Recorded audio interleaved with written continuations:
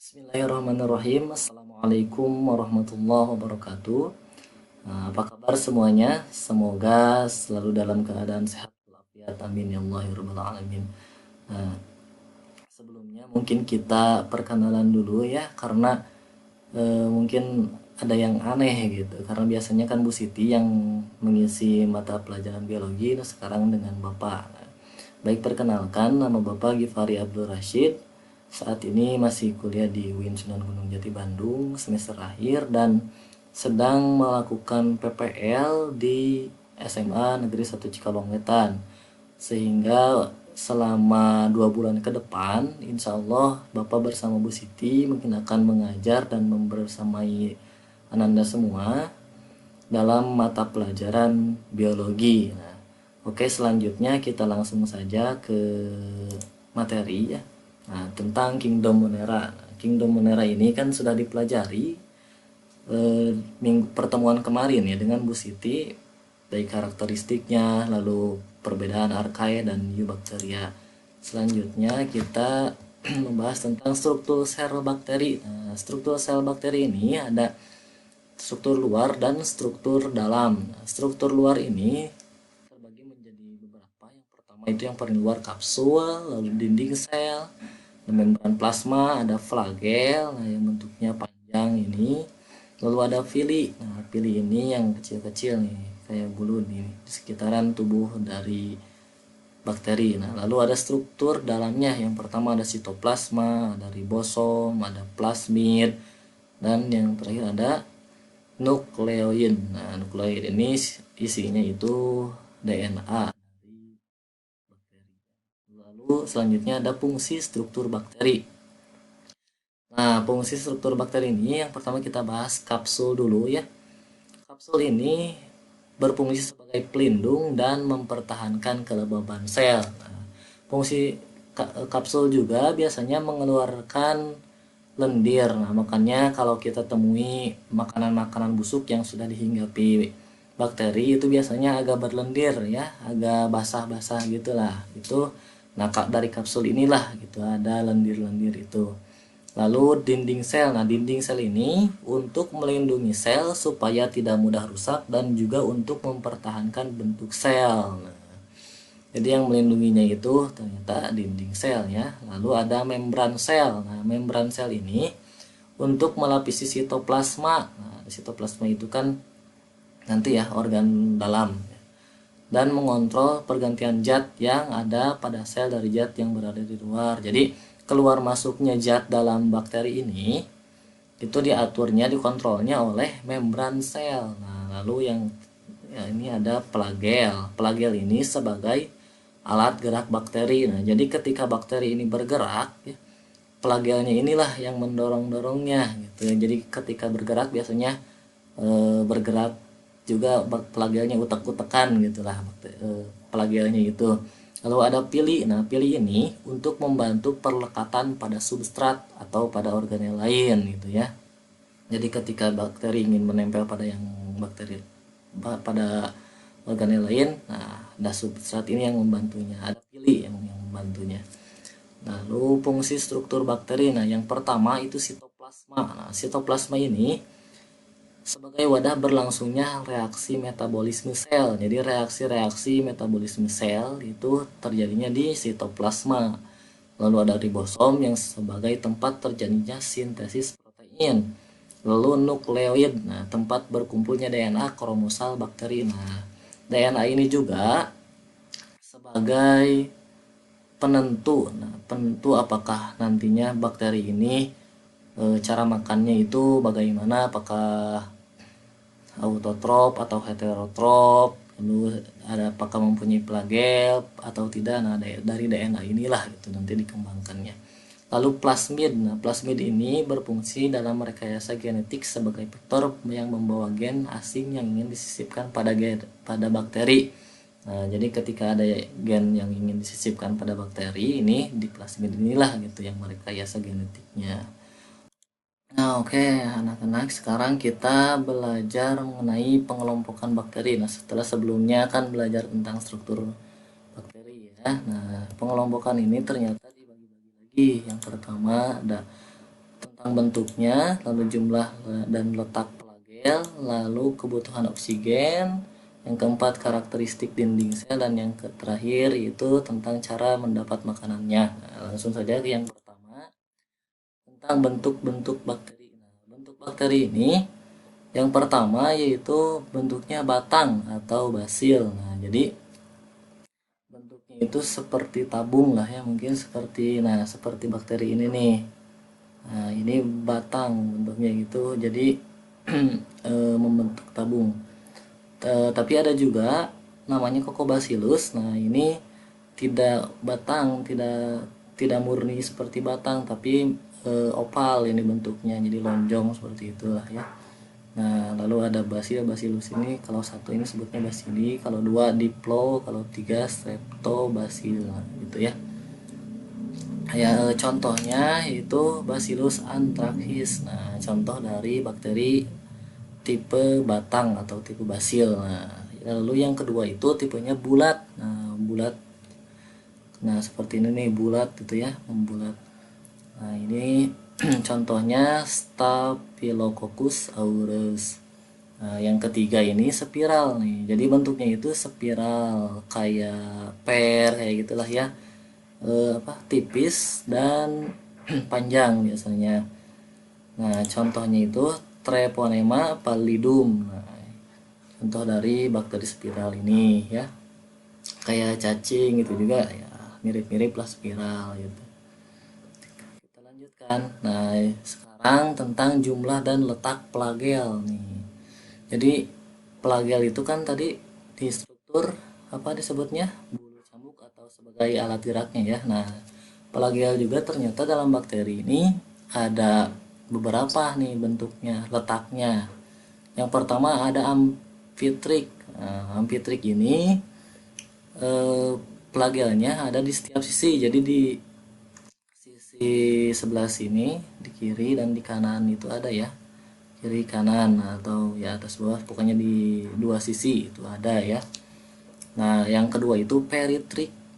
Kalau peritrik ini di seluruh bagiannya. Jadi pelagiannya itu di seluruh tubuhnya itu ada. Nah, gitu. Tetapi biasanya kecil-kecil, tidak terlalu panjang seperti amfitrik gitu ya kalau peritrik ini.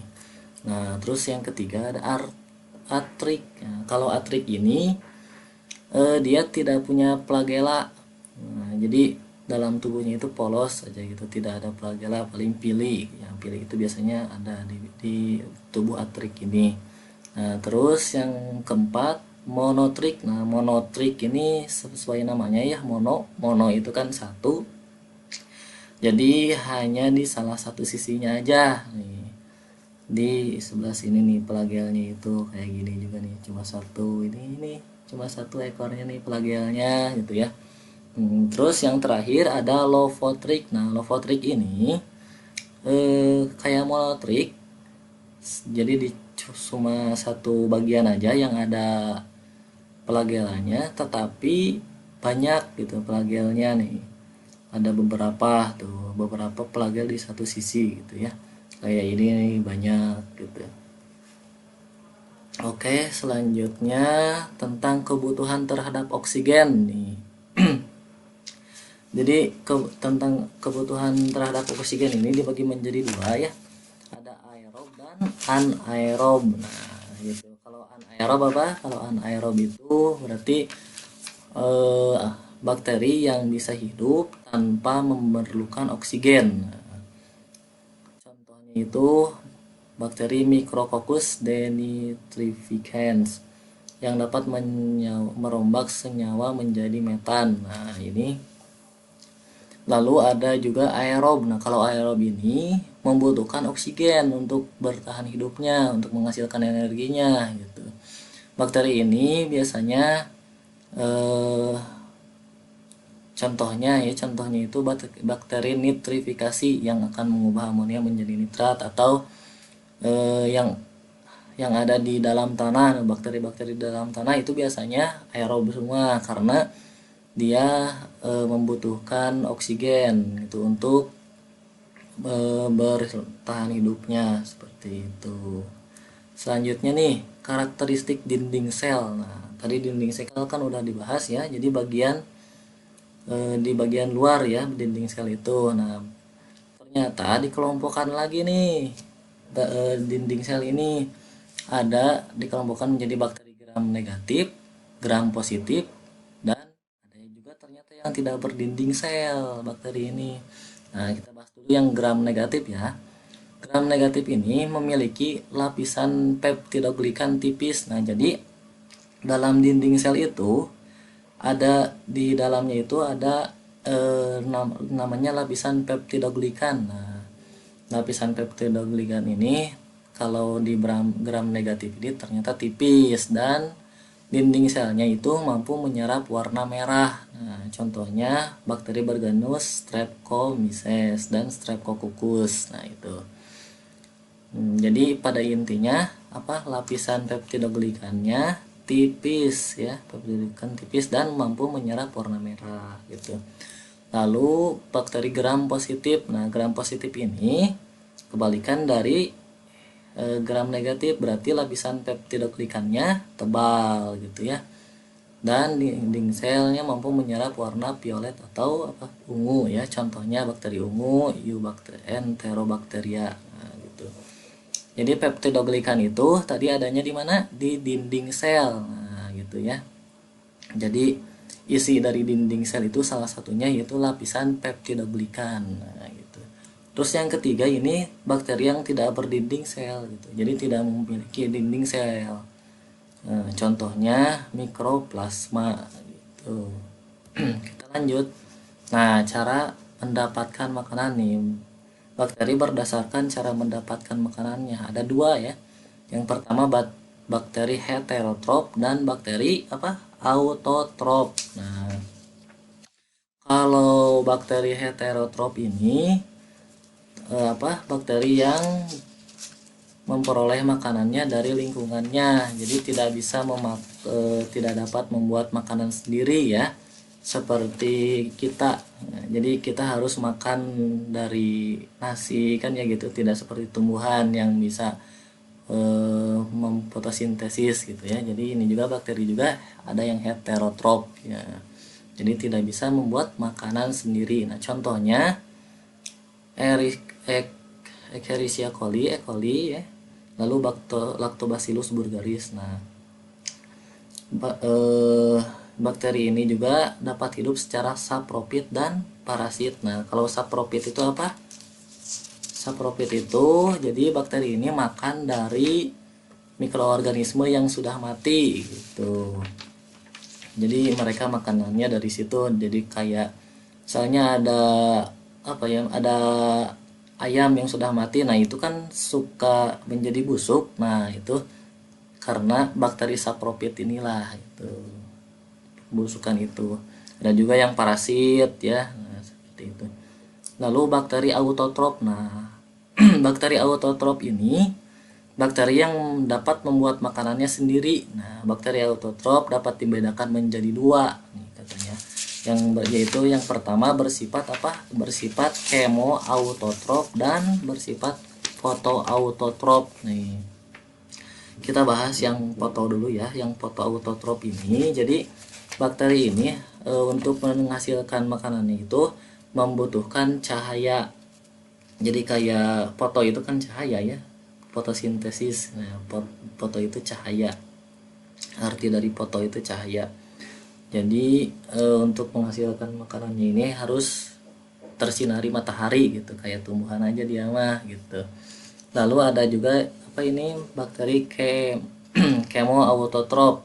Nah, kalau chemoautotrop ini menghasilkan makanannya dari reaksi kimia. Nah, seperti itu. Contohnya nih nitrobakter, terus ada nitrococcus nih. Nah, selanjutnya ini peran bakteri bagi kehidupan manusia. Nih, ini bakteri ini kan ada yang menguntungkan, ada yang merugikan ya. Kalau yang bakteri menguntungkan, ini contoh-contohnya nih ada bakteri E. coli, makanan pembusukan makanan di dalam usus kita ya, usus besar. Lalu ada juga nih kalau yang mau bikin nata de coco bisa nih ternyata nata de coco dari bakteri difermentasi Lactobacter psyllium. Terus ada juga nih pembuatan yogurt. Nah, dari bakteri apa? Bakteri Lactobacillus bulgaris. Nah, ini masih banyak.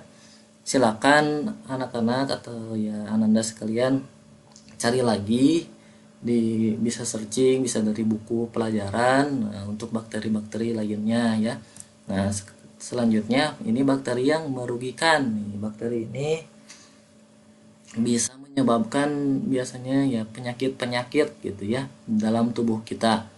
Nah, yang pertama contohnya Salmonella typhosa. Nah, Salmonella typhosa ini penyebab penyakit tifus atau ya tipes lah kita ininya ya kenalnya. Terus Mycobacterium tuberculosis. Nah, ini penyakit TBC atau tuberkulosis. Ini juga ternyata disebabkan sama apa? Sama bakteri ternyata ya. Oh, ada juga lain-lainnya nih. Ini cuma contoh aja ya, nanti kalian masih bisa cari sebanyak-banyaknya di buku-buku sumber lain atau di internet gitu ya. Oke, mungkin pelajaran kali ini cukup sekian. Nah, bila ada pertanyaan nanti kita diskusikan di Google Classroom atau di WhatsApp group. Terima kasih atas perhatiannya. Wallahul muwaffiq ila aqwamit thoriq. Wassalamualaikum warahmatullahi wabarakatuh.